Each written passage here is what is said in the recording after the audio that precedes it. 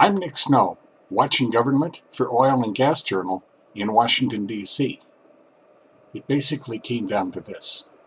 U.S. Senator Lisa Murkowski, an Alaska Republican who's the Energy and Natural Resources Committee's ranking minority member, believed that oil and gas production on federally managed acreage dropped as production grew on privately held land, because the Obama administration created such a hostile environment that there's less interest in federal leases.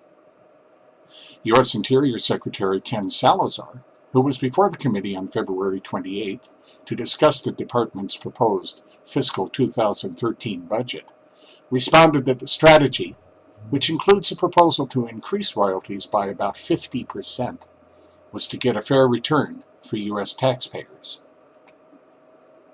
Texas, Alabama, and other states have higher royalty rates than what the U.S. has, he said.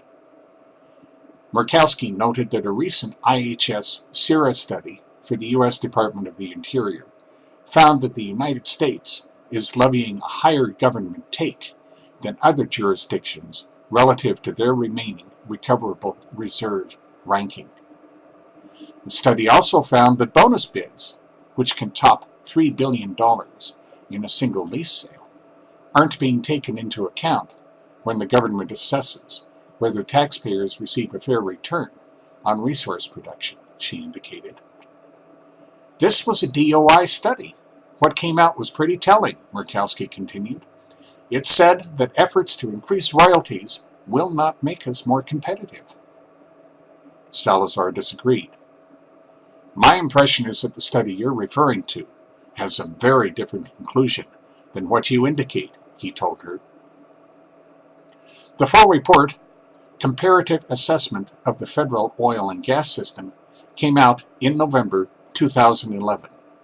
It's available online at the U.S. Bureau of Ocean Energy Management's website in the Oil and Gas Economic Programs section under Energy Economics, then Fair Market Value.